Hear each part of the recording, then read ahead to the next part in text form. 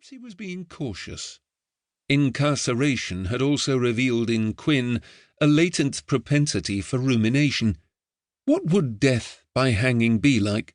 Was the point of the proceeding to end the felon's life, or to subject him to such awful public indignity that he welcomed his own demise? "The bread, sir?" Ned's gaze had grown wary. "And the cheese," Quinn said, taking down the sack suspended from the rafter. Cutting the bread required patient use of the penknife.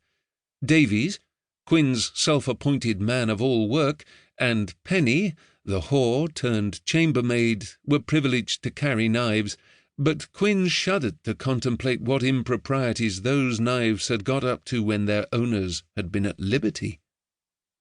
Quinn set the food on the table, cut 2 thick slices of bread for the boy, situated cheese between them, and poured the child some ale.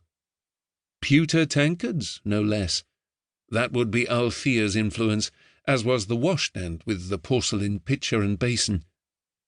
Quinn had been born in the poorest of York's slums, but saw no need to die looking like a ruffian. "Aren't you hungry, sir?" Ned had wolfed down half his sandwich and spoken with his mouth full. Quinn took a sip of fine summer ale. "Not particularly." "But you must keep up your strength.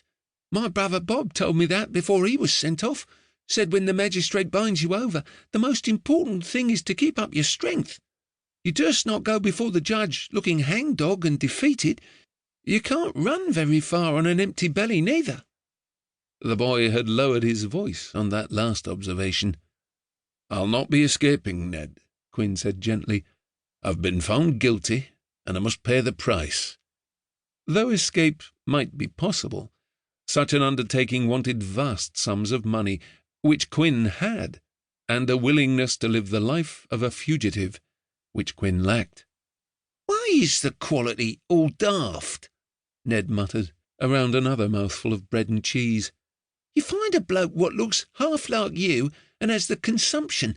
You pay his family enough to get by, more than the poor sod would have earned in his lifetime, and you pike off on Sunday night leaving the bloke in your place.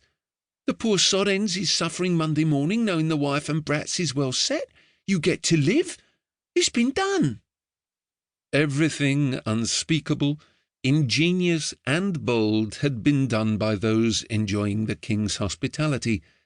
That was another lesson Quinn had gleaned from incarceration. He'd seen schemes and bribes and stupid wagers by the score among London's moneyed classes, but sheer effrontery and true daring-do were still the province of the desperate. He'd also learned, too late, that he wanted to live. He wanted to be a better brother and a lazier banker. He wanted to learn the names of the harp tunes Althea so loved, and to read a book or two, simply to have the excuse to sit quietly by a warm fire of a winter night. He wanted— What he wanted no longer mattered, if it ever had. The reprieve Ned spoke of was more burden than blessing, because Quinn was fated to die awfully, publicly and painfully, whether he'd committed murder, manslaughter, or neither. "If you're not going to eat that, Gov, it shouldn't go to waste." Quinn passed over his sandwich. "My appetite seems to have deserted me." Ned tore the sandwich in half and put half in his pocket. For later. For another boy, less enterprising or fortunate than Ned. For the birds, the child loved birds, or a lucky mouse. Quinn had lost not only his appetite for food, but also his interest in all yearnings. He did not long to see his siblings one last time. What was there to say? He certainly had no desire for a woman, though they were available in quantity, even in prison. He had no wish to pen one of those sermonizing final letters he'd written for 6 other men in the previous weeks. Those convicts had faced transportation, while Quinn faced the gallows.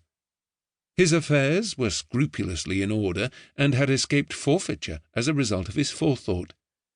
He wanted peace, perhaps, and justice, that went without saying. The door banged open. It was unlocked during daylight, and the under-warden appeared, waiting.